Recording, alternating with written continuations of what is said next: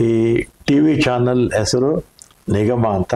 ವಿಶೇಷವಾಗಿ ಈ ನಿಗಮ ಚಾನಲ್ಲು ನಮ್ಮ ರಾಜ್ಯದ 4 ಕಾರ್ಪೊರೇಷನ್ಗಳ ಸಂಬಂಧಪಟ್ಟ ಹಾಗೆ ಇಲ್ಲಿರ್ತಕ್ಕಂಥ ನೌಕರರ ಕುಂದುಕೊರತೆಗಳು ಮತ್ತು ಸಾರ್ವಜನಿಕರಿಂದ ಬಂದಂಥ ದೂರುಗಳನ್ನು ಇಲ್ಲಿರ್ತಕ್ಕಂಥ ಆಡಳಿತ ಮಂಡಳಿಯವರಿಗೆ ತಲುಪಿಸೋದ್ರ ಮುಖಾಂತರ ಸಾರ್ವಜನಿಕರಿಗೆ ಅವ್ರದ್ದೇ ಆದ ಕೊಡುಗೆಯನ್ನು ಸೇವೆ ಮಾಡೋದಕ್ಕೆ ಪ್ರಯತ್ನ ಮಾಡ್ತಾ ಇದ್ದಾರೆ. ಇದನ್ನು ತಾವೆಲ್ಲ ಕೂಡ ಸಬ್ಸ್ಕ್ರೈಬ್ ಮಾಡಿ ಇದನ್ನು ಆಗಾಗ ನೋಡ್ತಾ ಇರಿ. ನಿಮ್ಮ ಸಲಹೆಗಳನ್ನು ಕೂಡ ನೀವು ಅವ್ರಿಗೆ ಕೊಡ್ಬೋದು. ಸರಿ, ಸಾರಿಗೆ ನೌಕರರ ಪಿಂಚಣಿ ವಿಚಾರಕ್ಕೆ ಸಂಬಂಧಪಟ್ಟಂತೆ ಪ್ರಶ್ನೆ ಇದಾಗಿರುವಂತದ್ದು, ಇಲ್ಲಿ ಯಾಕೆ ಇಷ್ಟೊಂದು ಕಡಿಮೆ ಪಿಂಚಣಿಯನ್ನ ನಿಗದಿ ಮಾಡಿದ್ದಾರೆ ಅನ್ನುವಂತ ಪ್ರಶ್ನೆ. ಮೇಡಮ್, ಇದು ಪಿಂಚಣಿ ಅನ್ನೋದು ನಮ್ಮ ಸಂಸ್ಥೆಯಲ್ಲಿ ಆಕ್ಚುಲಿ ಸರ್ಕಾರಿ ನೌಕರಿಗೆ ಇರುವಂತೆ ಪಿಂಚಣಿ ಸೌಲಭ್ಯ ಇಲ್ಲ ಮೇಡಮ್. Okay sir. ಇಲ್ಲಿ ನಾವು PF ಕಾಂಟ್ರಿಬ್ಯೂಷನ್ ಅಂತ ನಾವು ಕೊಡಬೇಕು, ನಮ್ಮ ಕಡೆಯಿಂದ ಕೊಡಬೇಕು, ಸಂಸ್ಥೆನೂ ಅಷ್ಟೇ ಹಾಕ್ಬೇಕು. ತದನಂತರ ಅದು PF ಇಲಾಖೆಯಿಂದ ನಿಗದಿಯಾಗುವ ಪೆನ್ಷನ್ ನಮಗ್ ಬರ್ತಾ ಇದೆ. ನಿಜ ಹೇಳ್ಬೇಕಂದ್ರೆ ಮೇಡಮ್, ನಿಮ್ಗೆ 60 ವರ್ಷ ಆದ್ಮೇಲೆ ನಮ್ಮ ನೌಕರರು ಪಡಿತಾ ಇರೋ ಪೆನ್ಷನ್ 35,000 40,000 ಅನ್ಕೋಬೇಡಿ. 35,000 40,000 ಅನ್ಕೋಬೇಡಿ. 3,500ರಿಂದ 4,000 ರೂಪಾಯಿಗಳು ಮಾತ್ರ. ಅಷ್ಟು ಕಡಿಮೆ ಹೇಗೆ ಸರ್? ಅದರಿಂದ ಜೀವನ ಹೇಗೆ ಸಾಧ್ಯ ಆಗುತ್ತೆ? ಜೀವನ ಅನ್ಕೋಬೇಡಿ ನೀವು. ಅವರು ನಿವೃತ್ತಿಗೊಂಡ ನೌಕರು BP-ಗೋ ಶುಗರ್ ಟ್ಯಾಬ್ಲೆಟ್ಗಳು ಕೂಡ ಸರಿ ಹೋಗ್ತಾ ಇಲ್ಲ. ಹೌದು, ಖಂಡಿತ. ಅಷ್ಟು ವರ್ಷ ಕರ್ತವ್ಯವನ್ನ ನಿರ್ವಹಿಸಿರ್ತಾರೆ ಅಂತವ್ರು ಅಷ್ಟು ಕಡಿಮೆ ಪಿಂಚಣಿ ನಿಜಕ್ಕೂ ಅನ್ಯಾಯ. ಇದು ಅನ್ಯಾಯ ಅನ್ನೋದಕ್ಕಲ್ಲ ಮೇಡಮ್, ನಿವೃತ್ತಿಗೊಂಡ ನಂತರ ದುಡಿತಾ ಇರ್ಬೇಕಾದ್ರೆ ಒಬ್ಬ ಗಂಡಸ್ಗಿರುವ ಗೌರವನೇ ಬೇರೆ. ಹೌದು. ದುಡಿದ ಆದ್ಮೇಲೆ ಮನೆಗೆ ಹೋಗಿ ಕೂತ್ಕೊಂಡಾಗ ಅವನ ಕೈಲಿ 4 ಕಾಸಿಲ್ಲ ಅಂದ್ರೆ ಮನೆಯವರು ಮಕ್ಕಳು ಮರಿ ಮತ್ತೆ ಸಂಬಂಧಿಕರು ಕೊಡೋ ಗೌರವನೇ ಬೇರೆ. ಖಂಡಿತ ಸರ್. ಆ ಸ್ವಾಭಿಮಾನದ ಬದುಕನ್ನೇ ಕಳ್ಕೊಂಡ್ಬಿಡ್ತಿದೀವಿ. ನಿರಾಸೆ ಅಲ್ಲ, ನಿಜವಾಗ್ಲೂ ಜೀವನವೇ ಜಿಗುಪ್ಸೆ ಆಗ್ಬಿಡುತ್ತೆ. ನಾನು ಹೋರಾಟಕ್ಕೆ ಪ್ರಾರಂಭ ಮಾಡೋದಕ್ಕೆ ಮುಖ್ಯನೂ ಕಾರಣನು ಇವರು ಒಬ್ರು ನಿವೃತ್ತಿಗೊಂಡ ನೌಕರರು. ಪಾಪ ಆ ಕಷ್ಟಗಳನ್ನ ನೋಡಿದ್ರೆ ನಾನು ಹೋರಾಟಕ್ಕೆ ಬಂದಿರೋರು. ಆದ್ರೆ ಈ ಏನು ಸಂಘಟನೆಗಳು ಇದಾವೆ ಇವತ್ತು, ಹಿಂದೆ ಸಾರಿಗೆ ಇಲಾಖೆಯನ್ನು ಹೊರತುಪಡಿಸಿ KEB ಆಗಿ ಇವತ್ತು ಪೆನ್ಷನ್ ಸ್ಕೀಮ್ ಅಲ್ಲಿ ಇದೆ ಮೇಡಮ್. ಅದು ಒಂದು ಬೋರ್ಡು, ಅವ್ರು ಪೆನ್ಷನ್ ಸ್ಕೀಮ್ ಅಲ್ಲಿ ಇದ್ದಾರೆ. ನಾನು ಇವತ್ತು 50,000 ರೂಪಾಯಿ ಸಂಬಳ ಪಡಿತಾ ಇದ್ದೆ, ನಿವೃತ್ತಿಗೊಂಡ ಒಬ್ಬ ಲೈನ್ ಮ್ಯಾನ್ ಪಡಿತಾ ಇದ್ದೇನೆ ಅಷ್ಟು ಪೆನ್ಷನ್. ಎಲ್ಲಾ ನಿಗಮ ಮಂಡಳಿಗಳು ಈಗ NPS ಆಗಿರೋದ್ರಿಂದ ಬರ್ತಾ ಇಲ್ಲ. ಆದ್ರೆ ಈಗ ಹೊಸ ಸ್ಕೀಮ್ 2006ರಿಂದ ಬಂದಿರೋದ್ರಿಂದ NPS ಆಗಿರೋದ್ರಿಂದ ಬರ್ತಾ ಇಲ್ಲ. ಆದ್ರೆ ಹಿಂದೆ ಇದ್ದವರಿಗೆ ಎಲ್ಲರಿಗೂ ಪೆನ್ಷನ್ ಸ್ಕೀಮ್ ಇದೆ. ನಾವು ಪೆನ್ಷನ್ ಸ್ಕೀಮ್ ಅಲ್ಲಿ ಯಾಕಿಲ್ಲ ಅಂತ ಹೇಳಿದ್ರೆ, ಹಿಂದೆ ಆಪ್ಷನ್ ಕೊಟ್ಟಿದ್ರಂತೆ ನಮ್ಮ ಹಿರಿಯರೆಲ್ಲ ಹೇಳ್ತಾ ಇದ್ರು, ಪೆನ್ಷನ್ ಸ್ಕೀಮ್ ಅಡಾಪ್ಟ್ ಮಾಡ್ಕೊಂಡ್ರಪ್ಪ ಅಂತ ಹೇಳಿದ್ರೆ, ಇಲ್ಲ ನಾವು PF ಇದರಲ್ಲೇ ಇರ್ತೀವಿ ಅಂತ ಹೇಳ್ಬಿಟ್ಟು PF ಇದ್ರಲ್ಲಿದ್ದಾರೆ. PF ಇದ್ರಲ್ಲೂ ಒಂದು ಹೈಯರ್ ಪೆನ್ಷನ್ ಅಂತ ಒಂದು ಸ್ಕೀಮ್ ಇದೆ ಮೇಡಮ್. ಹೈಯರ್ ಪೆನ್ಷನ್ ಸ್ಕೀಮ್ ಹೋಗ್ಬೇಕಾದ್ರೆ ಫಸ್ಟ್ ನಮ್ಮಲ್ಲಿ ಈಗ ಇತ್ತೀಚೆಗೆ ಒಂದು ಸುಪ್ರೀಂ ಕೋರ್ಟ್ ರಿವ್ಯೂ ಪಿಟಿಷನ್ ಹೊರತಾಕಿದ್ದಾರೆ. KSRTC ಮತ್ತೆ ಇತರ ಯಾವ ಫ್ಯಾಕ್ಟರಿಗಳಾಗ್ಲಿ ಕಂಪನಿಗಳಾಗ್ಲಿ PF ಟ್ರಸ್ಟ್ಗಳನ್ನ ಮಾಡ್ಕೊಂಡಿದ್ದೀರಾ. PF ಟ್ರಸ್ಟ್ಗಳನ್ನ ಯಾರ್ಯಾರು ಮಾಡ್ಕೊಂಡಿದ್ದೀರಾ, ನಿಮಗೆ ಹೈಯರ್ ಪೆನ್ಷನ್ ಕೊಡಕ್ ಸಾಧ್ಯ ಇಲ್ಲ ಅಂತ ಹೇಳಿದ್ದಾರೆ.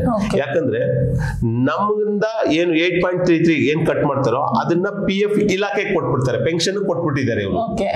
ಇನ್ನ ನಮ್ಮ ಮಿಕ್ಕಿದ 8.33 ಬಿಟ್ಟು ಮಿಕ್ಕ ಅಮೌಂಟ್ ಜೊತೆಗೆ ಸಂಸ್ಥೆಯಿಂದ ಬರೋದು, ಎಂಪ್ಲಾಯರ್ ಅಂಡ್ ಎಂಪ್ಲಾಯ್ ಬೋತ್ ನಾವೇನ್ ಕಾಂಟ್ರಿಬ್ಯೂಷನ್ ಕೊಟ್ಟಿದ್ದು ಅದರಲ್ಲಿ 8.33 ಮಾತ್ರ ಇದಕ್ಕೆ ಹೋಗ್ತಾ ಇದೆ, ಏನೋ ಪೆನ್ಷನ್ ಹೋಗ್ತಾ ಇದೆ.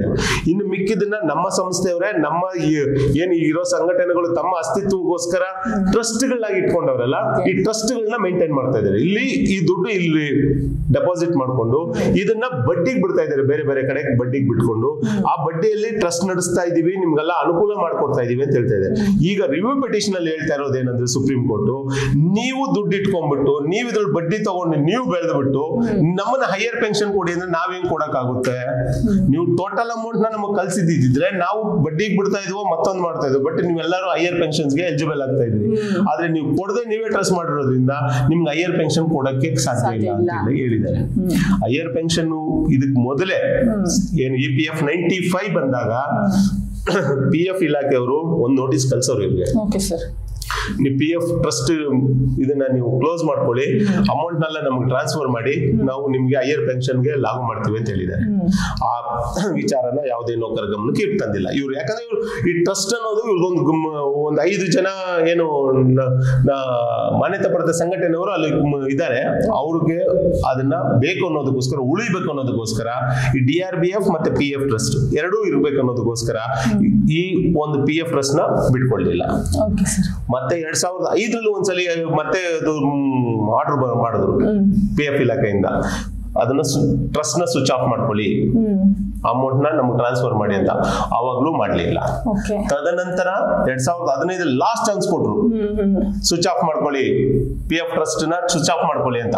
ಅವಾಗ್ಲೂ ಇವ್ರು ಮಾಡ್ಲಿಲ್ಲ. ಅದರ ಪರಿಣಾಮ ನಾವು ಹೈಯರ್ ಪೆನ್ಷನ್ ನ ಕಳ್ಕೊಂಡ್ಬಿಟ್ವಿ. ಈಗ ಇನ್ನು ಮಿನಿಮಮ್ ಪೆನ್ಷನ್ ಕೊಡೋದ್ರ ಬಗ್ಗೆ ಇನ್ನು ನಮ್ಮ ನಿವೃತ್ತ ನೌಕರು ಹೋರಾಟ ಮಾಡ್ತಾ ಇದ್ದಾರೆ. ಅದು ಇನ್ನು ಕಳೆದ ಕೇಂದ್ರ ಸರ್ಕಾರದ ಬಜೆಟ್ ನಲ್ಲಿ ಏನೋ ಅನುದಾನ ಮೀಸಲಿಡೋದು ಮತ್ತೆ ಘೋಷಣೆ ಆಗೋದ್ರ ಬಗ್ಗೆ ನಮ್ಮ ನಿವೃತ್ತಿ ನೌಕರು ಕಾಯ್ತಾ ಇದ್ರು. ಅವ್ರಿಗೂ ಬ್ರಹ್ಮ ನಿರಾಸೆ ಆಗಿದೆ. ಅವ್ರಿಗೂ ಮಿನಿಮಮ್ ಪೆನ್ಷನ್ ಬಗ್ಗೆ ಇದಿಲ್ಲ. ನಾನು ಯಾಕೆ ಶಾಶ್ವತ ಪರಿಹಾರ ಬೇಕು, ಸರಿಸಮಾನ ವೇತನ ಬೇಕು ಅಂತ ಕೇಳ್ತಾ ಇರೋದು ಇದೂ ಒಂದು ಕಾರಣ ಮೇಡಮ್. ಯಾಕಂದ್ರೆ ನಮ್ಗೆ ಈಗೇನೋ ಸ್ವಲ್ಪ ಶಕ್ತಿ ಇದೆ, ನಾವು ದುಡಿಬಹುದು, ಸ್ವಲ್ಪ 4 ಕಾಸು ಏನೋ ಸಂಬಳದಲ್ಲಿ ಸರಿಸಮಾನ ಈ ಅಗ್ರಿಮೆಂಟ್ ಪದ್ಧತಿಯಲ್ಲಿ ಹೋದ್ರೆ ಇದೇ 15%, 10, 12, 12.5, 15 ಮತ್ತೆ ಈಗಿನ ಇನ್ನೊಂದು 2 ಪಾಯಿಂಟ್ ಅನ್ನು ಹತ್ಬಹುದು ಅಷ್ಟೇ ಹೊರತು ಇದ್ ಮೇಲೆ ಹತ್ತೋಕ್ ಚಾನ್ಸಸ್ ಇಲ್ಲ. ಅದು ಬಡದಾಡಿದ್ರೆ ಹಿಂಗೆ ಇವತ್ತು ಜೀವನ ಮಾಡೋದಕ್ಕೆ ಇವತ್ತಿಂದ ನಡೆದೋಗ್ಬಿಡ್ತಾ ಇದ್ರೆ ಮುಂದೆ ನಮ್ಮ ನಿವೃತ್ತಿ ಆದ್ಮೇಲೆ ನಮ್ಮ ಪರಿಸ್ಥಿತಿ ಏನು? ನಿವೃತ್ತಿ ನೌಕರಿಗೆ ಬಂದು ನೋಡ್ಬೇಕು ಪಾಪ. ಅವರು ಪ್ರತಿ 15 ದಿನ, 1 ತಿಂಗಳಿಗೆ ಒಂದೊಂದ್ಸಲಿ ಬಂದು PF ಇಲಾಖೆ ಮುಂದೆ ಹೋರಾಟಗಳನ್ನ ಮಾಡ್ತಾ ಇದ್ದಾರೆ ಈ ವಯಸ್ಸಲ್ಲಿ. ಆ ಗತಿ ನಮ್ಮ ನೌಕರರು ಬರಬಾರದು. ನಾನು ಇವತ್ತಿನಗಿಂತ ಮುಂದಿನ ಭವಿಷ್ಯದ ಬಗ್ಗೆ ಅವ್ರ ಬಗ್ಗೆ ಯೋಚನೆ ಮಾಡ್ತಾ ಇದ್ದೀನಿ. ನಮ್ಮ ನೌಕರು ಕೆಲವು ಜನ ಫೋನ್ ಮಾಡ್ತಾರೆ, ಅಣ್ಣ ನಮ್ಗೆ ಕಷ್ಟ ಆಗ್ತಾ ಇದೆ, ನಾ ಜೀವನ ಮಾಡಕ್ ಆಗ್ತಾ ಇಲ್ಲ, ಹಂಗ್ ಮಾಡಕ್ ಆಗ್ತಾ ಇಲ್ಲ. ಇನ್ನೊಂದು 15 ಈಗ ಟಿವಿಯಲ್ಲಿ ಬರ್ತಾರೆ 10, 15 ಅಂತ ಅಂತ ಇದ್ದಾರೆ. ಈಗ ಎಷ್ಟು ಜಾಸ್ತಿ ಆಗುತ್ತೆ ನಿಮ್ಗೆ? ಎಷ್ಟು ಕಡಿಮೆ ಇದೆ? ಕೂತ್ಕೊಂಡು ಲೆಕ್ಕ ಹಾಕ್ರಪ್ಪ. ನೀವು ಸಂಸ್ಥೆಗೆ ಬಂದಿದ್ದೀರಿ, ಲೆಕ್ಕ ಹಾಕಿ. ನಿಮ್ಗೆ ಭವಿಷ್ಯ ಮುಂದಿನ ನಿವೃತ್ತಿಗೊಂಡ ನಿಮ್ ಭವಿಷ್ಯ ಇಲ್ಲ. ಹೈಯರ್ ಪೆನ್ಷನ್ ಹೋಗಿದೆ ಇಲ್ಲ ಅಂತ ಖಂಡಿತವಾಗಿ ಗೊತ್ತಾಗ್ಬಿಟ್ಟಿದೆ. ಅದ್ರ ಕೃಪಾ ಕಟಾಶ ಮಾನ್ಯತೆ ಪಡೆದ ಸಂಘಟನೆಗಳು ತಮ್ಮ ಅಸ್ತಿತ್ವಕ್ಕೋಸ್ಕರ PF ಟ್ರಸ್ಟ್ ನ ಉಳಿಸ್ಕೊಳ್ಳೋಕೋಸ್ಕರ ಮಾಡಿರುವ ಒಂದು ಹುನ್ನಾರದಿಂದ ನಮ್ಗೆ ಹೈಯರ್ ಪೆನ್ಷನ್ ಕಳ್ಕೊಂಡಿದೀವಿ. ಇನ್ನ ಮಿನಿಮಮ್ ಪೆನ್ಷನ್ ಬಗ್ಗೆ ಯಾವುದೇ ಖಾತ್ರಿ ಇಲ್ಲ. ಇನ್ನು ಗ್ರಾಜ್ಯುಟಿ ಅರ್ಧಾಗೋಗ್ಬಿಟ್ಟಿದೆ, ಓಪನ್ ಎಂಡೆಡ್ ಸ್ಕೇಲ್ ಹೋಗ್ಬಿಟ್ಟಿದೆ. ಏನ್ ತಗೊಂಡೋಗ್ತೀಯ ನಿವೃತ್ತಿ ಆದ್ಮೇಲೆ? ಏನ್ ತಗೊಂಡೋಗಿ ಏನ್ ಜೀವನ ಹೆಂಗ್ ಮಾಡ್ತೀಯ ನೀನು? ನಾಳೆ ದಿನ ನಿನ್ನ ಸ್ವಾಭಿಮಾನದ ಬದುಕು ಹೆಂಗಪ್ಪ ನೀನ್ ಸಾಗಿಸ್ತೀಯಾ? PF ಅಲ್ಲಿ ಇಟ್ಟಿದೀವಿ ಅನ್ಕೊಂಡೆ. PF ಅಲ್ಲಿ 100ರಲ್ಲಿ 70ರಿಂದ 85% ಜನ ವಿಡ್ರಾ ಮಾಡ್ಕೊಂಡ್ಬಿಟ್ಟವ್ರೆ ಮೇಡಮ್. PF ಏನ್ ಕಾಂಟ್ರಿಬ್ಯೂಷನ್ ನಾವು ಕೊಟ್ಟಿದೀವಿ ಅದನ್ನ ಬಡ್ಡಿ ಬೆಳೆಸ್ತಾ ಇದೀವಿ ಅಂತಾರಲ್ಲ, 80ರಿಂದ 85% ವಿಡ್ರಾ ಮಾಡ್ಕೊಂತಾ ಇದ್ದಾರೆ, ಮತ್ತೆ ಕಟ್ಕೊಂಡು ಹೋಗ್ತಾ ಇದ್ದಾರೆ. ಆದ್ರೆ ಯಾವತ್ತು PF ಅಲ್ಲಿ ಎಷ್ಟು ಗಂಟು ಸೇರುತ್ತೋ ಅಷ್ಟದಕ್ಕೆ ಕಾರ್ಪೋಸ್ ಇಂಟ್ರೆಸ್ಟ್ ಎಲ್ಲ ಸೇರ್ತಾ ಇರುತ್ತೆ. ಕಾಂಪೌಂಡ್ ಇಂಟ್ರೆಸ್ಟ್ ಆಗಿ ಕಾರ್ಪೋಸ್ ಅಮೌಂಟ್ ಬೆಳೀತಾ ಇರುತ್ತೆ. ಬಟ್ ಇವ್ರು ಅವ್ರ ಕಷ್ಟಗಳಿಗೆ ಪಾಪ ನೌಕರರಿಗೆ ಹೆಂಗಂದ್ರೆ PF ಅಂದ್ರೆ ಹೆಂಗಂದ್ರೆ ಬಡ್ಡಿ ಇಲ್ದ್ರೆ ಸಾಲ ಕೊಡೋ ಸ್ನೇಹಿತ ಇದ್ದಂಗೆ. ಹೋಗಿ ಕೈ ಹಾಕ್ತಾ ಇದಾರೆ. ಇನ್ ಏನಿದೆ ನೀನು ಅವ್ರ ಭವಿಷ್ಯಕ್ಕೆ?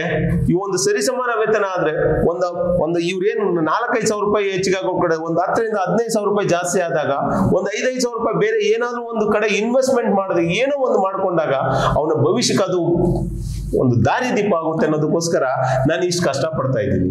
ಇದನ್ನ ಅರ್ಥ ಮಾಡಿಸುವಂತ ಪ್ರಯತ್ನಕ್ಕೂ ಹೋಗ್ತಾ ಇದ್ದೀನಿ. ಇವತ್ತರ ಬಗ್ಗೆ ಯೋಚನೆ ಮಾಡಬೇಡಿ ಸ್ನೇಹಿತರೆ. ನನಗೆ ನಿಮ್ಮ ಹತ್ರ ಕೇಳ್ಕೊಳ್ತಾ ಇರೋದು, ನಾವು ಬಂದಿದೀವಿ, ಇದು ಸಾರಿಗೆ ಸಂಸ್ಥೆ ಸರ್ಕಾರದ್ದು ಅನ್ಕೊಂಡು ನಾವೆಲ್ಲ ಬಂದಿದ್ದು. ಇಲ್ಲಿ ನಮಗೆ ಎಲ್ಲಾ ಸವಲತ್ತುಗಳನ್ನ ಪಡಿಬೇಕಾದ್ರೆ ಇದಕ್ಕೆ ಯಾವ ರೀತಿ ಕಳ್ಕೊಂಡಿದೀವಿ ಅಂತ ಫಸ್ಟ್ ನೋಡಿ. ಇದನ್ನ ಪಡೆಯುವ ನಿಟ್ಟಿನಲ್ಲಿ ನಾವೇನು ಪ್ರಯತ್ನಗಳು ಮಾಡ್ತಾ ಇದೀವೋ ಇದು ನಮಗೂ ನಮ್ಮ ಮನೆ ಕುಟುಂಬಕ್ಕೂ ಒಂದು ಭವಿಷ್ಯಕ್ಕೆ ನಾವು ಬುನಾದಿ ಆಗ್ತಾ ಇದೀವಿ ಅನ್ನೋದನ್ನ ಅರ್ಥ ಮಾಡ್ಕೊಳ್ಳಿ. ನೀವೊಂದು ಹೇಳಿದ್ರೆ ನಂಬಲ್ಲ ಮೇಡಮ್, ಒಂದು ಸೂಸೈಡ್ ಆಗಿತ್ತು BMTC ಅಲ್ಲಿ. ವಿಕ್ಟೋರಿಯಾ ಹಾಸ್ಪಿಟಲ್ ಅಲ್ಲಿ ಪೋಸ್ಟ್ ಮಾರ್ಟಮ್ಗೆ ಹೋಗಿ ನಿಂತ್ಕೊಂಡಿದ್ದೆ ನಾನು. ಪೋಸ್ಟ್ ಮಾರ್ಟಮ್ ನಡೀತಾ ಇತ್ತು. ಅಲ್ಲಿ ಆ ಪಾಪ ಆ ಹೆಣ್ಣು ಮಗಳು ಅಳ್ತಾ ಇದ್ಲು. ಆ ಹೆಣ್ಣು ಮಗಳನ್ನ ಸಮಾಧಾನ ಪಡಿಸಕ್ಕೆ ಅಲ್ಲಿ ಅಕ್ಕಪಕ್ಕದ ಉತ್ತರ ಕರ್ನಾಟಕದ ಪಾಪ ಹೆಣ್ಣು ಮಕ್ಕಳು ಅವರೆಲ್ಲ ಅಲ್ಲಿ ಕೂತ್ಕೊಂಡು ಆ ಹೆಣ್ಣು ಮಗಳನ್ನ ಸಮಾಧಾನ ಪಡಿಸ್ತಾ ಇದ್ದಾರೆ, ಮಕ್ಕಳನ್ನ ಸಮಾಧಾನ ಪಡಿಸ್ತಾ ಇದ್ದಾರೆ. ನಾನು ಅಲ್ಲಿ ಹೋಗಿ ಹೋದ್ಮೇಲೆ ಆದ ತಕ್ಷಣ ಅಲ್ಲಿದ್ದ ಹೆಣ್ಮಕ್ಳೆಲ್ಲ ಬಗ್ಗೆ ನಾನು ನೋಡಿದ್ದಾರೆ, ನನ್ನ ಪರಿಚಯ ಅವ್ರಿಗಿದೆ. ಅವ್ರು ಬಂದು ನನ್ನ ಹತ್ರ ಮಾತಾಡ್ತಾರೆ, ಅಣ್ಣ ನಮ್ಮ ಪರಿಸ್ಥಿತಿ ಹಿಂಗಾಗ್ಬಿಟ್ಟಿದೆ ಅಣ್ಣ ಅಂದ್ರೆ, ನಮ್ಮ ಮನೆಯವರು ನಮ್ಮ ತಂದೆ ತಾಯಿ ಮನೆಯಲ್ಲಿ ನಾವು ರಾಣಿ ಆಗಿದ್ದು ಬಂದವರು ಗೌರ್ಮೆಂಟ್ ನೌಕರಿ ಅಂತ ನಾವು ಮದ್ವೆ ಮಾಡ್ಕೊಟ್ರು. ನಮ್ಮ ಯಜಮಾನ್ರುಗಳು ಡ್ಯೂಟಿಗೆ ಹೋದ್ಮೇಲೆ ನಾವು ಬೇರೆಯವ್ರ ಮನೆಯಲ್ಲಿ ಪಾತ್ರೆಗಳು ತೊಳೆಯಕ್ ಹೋಗ್ತೀವಿ, ಬೇರೆ ಕೆಲಸಗಳಿಗೆ ಹೋಗ್ತಾ ಇದ್ದೀವಿ ಅಣ್ಣ ಅಂತ ಹೇಳ್ತಾರೆ. ಯಾವ ಮಟ್ಟಕ್ಕೆ ಹೋಗಿದೆ ನಮ್ಮ ಸಾರಿಗೆ ನೌಕರರ ಬದುಕು? ಇದನ್ನ ಯಾಕೆ ಅರ್ಥ ಮಾಡ್ಕೊಳ್ತಾ ಇಲ್ಲ ಇವರು? ಇವತ್ತಿನ ಬಗ್ಗೆ ನಾವು ಯೋಚನೆ ಮಾಡಿದ್ವಿ, ಇದೇ ಪರ್ಸೆಂಟೇಜ್ ಇದೇ ಅವೈಜ್ಞಾನಿಕ ಪದ್ಧತಿಯಲ್ಲಿ ಮಾಡ್ಕೊಂಡ್ರೆ ಮುಂದಿನ ಭವಿಷ್ಯ ಏನಿದೆ ಇವ್ರಿಗೆ? ನನ್ನ ಯೋಚನೆ ಇದು. ಒಬ್ಬ ನನ್ನ ನೌಕರ ಫೋನ್ ಮಾಡಿ ಕೇಳ್ತಾನೆ, ಅಣ್ಣ ಎಲ್ಲದನ್ನು ತಗೊಂಡ್ಬಿಟ್ಟಿದೀನಿ ಅಣ್ಣ, ಸಂಸ್ಥೆಯಲ್ಲಿ ಯಾವ್ಯಾವ ಲೋನು ಯಾವ್ಯಾವ ತರ ಕೊಡ್ತಾರೆ ಎಲ್ಲ ತಗೊಂಡ್ಬಿಟ್ಟಿದೀನಿ, ಡೆತ್ ಫಂಡ್ ಕೊಡ್ತಾ ಇಲ್ಲ ಅಣ್ಣ, ಅದಕ್ಕೂ ಏನಾದ್ರು ಒಂದು ಪ್ಲಾನ್ ಕೊಡ್ರೋಣ ಅಂತ ಕೇಳ್ತಾನೆ. ಡೆತ್ ಫಂಡ್ ಅದನ್ನು ಕೊಡ್ಸ್ಬಿಡ್ರೋಣ, ಬೇಕಾದ್ರೆ ಅದನ್ನು ಇಟ್ಕೊಂಡು ಏನೋ ಮೇಂಟೈನ್ ಮಾಡ್ಕೊಳ್ಳೋಣ ಅನ್ನೋ ಮಟ್ಟಕ್ಕೆ ಹೋಗಿದ್ದಾರೆ ನೌಕರರು. ಯಾವ ಪರಿಸ್ಥಿತಿಯಲ್ಲಿ ಇದ್ದೀವಿ ನಾವು? ನಾನು ಯಾಕೆ ಈ ಹೋರಾಟವನ್ನ ಬಿಡಿದ್ರೆ ಎಳಿತಾ ಇದ್ದೀನಿ? ಅವರ ಉದ್ದೇಶ ಚಂದ್ರು ಒಬ್ಬ ಸೈಡ್ಗೆ ಹೋದ್ರೆ ಕೂಟ ಮುಗ್ದೋಗುತ್ತೆ, ಒಕ್ಕೂಟ ಮುಗ್ದೋಗುತ್ತೆ.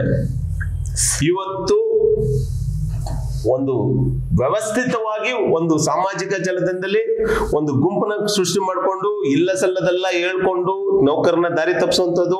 38 ತಿಂಗಳದು ಹಾಳು ಮಾಡ್ಬಿಟ್ಟ ಅಂತ. 38 ತಿಂಗಳಿಗೆ ಹಾಳಾಗಿದ್ದು ನನ್ನಿಂದ ಅಲ್ಲ ಮೇಡಮ್, ಕೂಟದ ವತಿಯಿಂದಲ್ಲ, ಕೂಟದ ಹೋರಾಟದಿಂದ ಅಲ್ಲ. ಇತ್ತೀಚೆಗೆ ಸದನದಲ್ಲಿ ಮಾನ್ಯ ಸಾರಿಗೆ ಸಚಿವರು ಉತ್ತರ ಕೊಟ್ಟಿದ್ದಾರೆ. 5 ವರ್ಷಗಳಲ್ಲಿ 5,200 ಕೋಟಿಗಳು ಲಾಸ್ ಆಗಿದೆ, ಬೇರೆ ಬೇರೆ ಬಿಟ್ಟು. ಯಾಕಂದ್ರೆ ಕೋವಿಡ್ ಕಾರಣದಿಂದ 5,200 ಕೋಟಿಗಳು ಲಾಸ್ ಆಗಿದೆ ಅನ್ನೋದನ್ನ ಅವ್ರ ಅವರ ಇದರಲ್ಲಿ ಸದನದಲ್ಲಿ ಉತ್ತರನ ಕೊಟ್ಟವ್ರೆ. ಆ ಟೈಮಲ್ಲಿ ನಿಮ್ಗೆ ಯಾರಪ್ಪ ಅಗ್ರಿಮೆಂಟ್ ಮಾಡ್ತಾ ಇದ್ರು, ಯಾರು ನಿಮ್ಗೆ ಹಿಂಬಾಕಿಯನ್ನ ಕೊಡ್ತಾ ಇದ್ರು? ಇದನ್ನ ವ್ಯವಸ್ಥಿತವಾಗಿ ಕೂಟದ ತಲೆ ಮೇಲೆ ಕಟ್ತಾ ಇದ್ದಾರೆ. ಕೊನೆಯದಾಗಿ ನೀವು ನೋಡಿ 2023 ಅಗ್ರಿಮೆಂಟ್ ಆಗ್ಬೇಕಾದ್ರೆ ಇವ್ರು ಕೇಳ್ಕೊಂಡು ಹೋಗಿದ್ದೇನು, 25% ವಿತ್ ಬಿಡಿಎ ಮರ್ಜ್ ಮಾಡಿ ಅಂತ ಕೇಳಿದ್ರು. ಬಿಡಿಎ ಮರ್ಜ್ ಮಾಡಿ 25% ಕೇಳಿದ್ರು. ಅವದಕ್ಕೆ ನಾವು ಬೆಂಬಲ ಕೊಟ್ಟಿದ್ವಿ ಮೇಡಮ್. ನಮ್ಮ ವಿಚಾರಗಳು ಬೇರೆ ಬೇರೆ ಇರ್ಬೋದು, ಆದ್ರೆ ನೌಕರರ ವಿಚಾರ ಅಂತ ಬಂದಾಗ ನಾನೇ ಒಂದು ಹೆಜ್ಜೆ ಕೆಳಗಡೆ ಇಳಿದು ನಾನು ಅವ್ರಿಗೆ ಬೆಂಬಲನ ಘೋಷಣೆ ಮಾಡಿದೆ. ಆದ್ರೆ ಅವ್ರು ಮಾಡ್ಕೊಂಡ್ ಬಂದಿದ್ದು ಎಷ್ಟು? ಬೇಸಿಕ್ ಮಾತ್ರ ಬಿಡಿಎಂ ಮರ್ಜ್ ಮಾಡಲಿಲ್ಲ, ಡಿಎಂ ಮರ್ಜ್ ಮಾಡಲಿಲ್ಲ. ಈ ಮರ್ಜ್ ಮಾಡಿದ್ರೆ ಬರೀ ಬೇಸಿಕ್ ಗೆ 15% ಮಾಡ್ಕೊಂಡ್ ಬಂದ್ರು. ಈಗ ನಾವು ಒಬ್ಬ ಚಾಲಕನ ಮೂಲ ವೇತನ 19,880 ರೂಪಾಯಿ.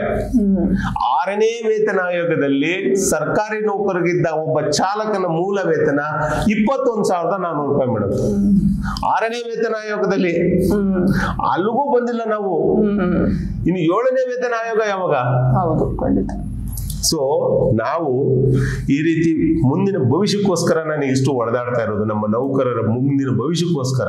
ಆದ್ರಿಂದ ದಯವಿಟ್ಟು ಪೆನ್ಷನ್ ಹೋಗಿದೆ ನಮ್ಗೆ, ಅದಕ್ಕೆ ಮೂಲ ಕಾರಣ ನಮ್ಮ ಮಾನ್ಯತೆ ಪಡೆದ ಸಂಘಟನೆಗಳು ತಮ್ಮ ಅಸ್ತಿತ್ವಕ್ಕೋಸ್ಕರ PF ಟ್ರಸ್ಟ್ ಉಳಿಸ್ಕೊಳ್ಳೋದಕ್ಕೋಸ್ಕರ ಮಾಡಿದಂತ ಹುನ್ನಾರದಿಂದ ನಾವು ಕಳ್ಕೊಂಡಿದ್ದೀವಿ. ಇವತ್ತು ನಿಮಗೆ ಇದರ ಸಾಕ್ಷಿಗಳು ಬೇಕಾದ್ರೆ ಈ ನಿವೃತ್ತಿಗೊಂಡ ನೌಕರರು ಅಲ್ಲಿ ಪ್ರತಿ ತಿಂಗಳು ಲಾಲ್ಬಾಗ್ ಅಲ್ಲಿ ಮೀಟಿಂಗ್ ಸೇರ್ತಾರೆ, ಬನ್ನಿ ನೋಡಿ. ಮತ್ತೆ ಹೋರಾಟಗಳು ನಂಬ್ಕೊಳ್ತಾರೆ, ಅಲ್ಲಿಗೆ ಬನ್ನಿ ನೋಡಿ. ನಾನು ಎಲ್ಲಾ ಕಾರ್ಯಕ್ರಮಗಳಿಗೂ ಎಲ್ಲ ಇದಕ್ಕೂ ನಾನು ಹೋಗಿ ಅಟೆಂಡ್ ಮಾಡ್ತೀನಪ್ಪ, ಅವ್ರ ಕಷ್ಟಗಳನ್ನ ಕೇಳ್ತೀನಿ, ನೋಡ್ತೀನಿ. ಆದ್ರಿಂದ ಅದೆಲ್ಲ ಕಳ್ಕೊಂಡಿರೋದ್ರಿಂದ ಇಲ್ಲಿಂದಾದ್ರೂ ಪಡ್ಕೊಳ್ಳೋದು ನನ್ನ ಉದ್ದೇಶ ಅಷ್ಟೇ. ಇನ್ನೇನಿಲ್ಲೇನು ನಾನು ಬಿಲ್ಡಿಂಗ್ ನ ತಗೋಬೇಕು, ಫಾರ್ಚುನರ್ ಕಾರ್ ತಗೋಬೇಕು, ಮತ್ತೊಂದು ಮಗದೊಂದು ಅನ್ನೋ ಉದ್ದೇಶ ನನ್ನಲ್ಲ. ಇವತ್ತು ಬೇಡಿಕೆ ಈಡೇರ್ತಂದ್ರೆ ನಾನು ಮೊದಲೇ ಹೇಳ್ದಂಗೆ ನೆಮ್ಮದಿಯಾಗಿ ನಾನಾಯ್ತು, ನನ್ನ ಮನೆ ಆಯ್ತು, ನನ್ನ ಕೆಲಸವಾಯ್ತು ಅಂತ ಇರ್ತೀನಿ. ಸಂಘಟನೆಗಳು ಅವ್ರವ್ರ ಕೆಲಸ ಮಾಡ್ಕೊಂಡು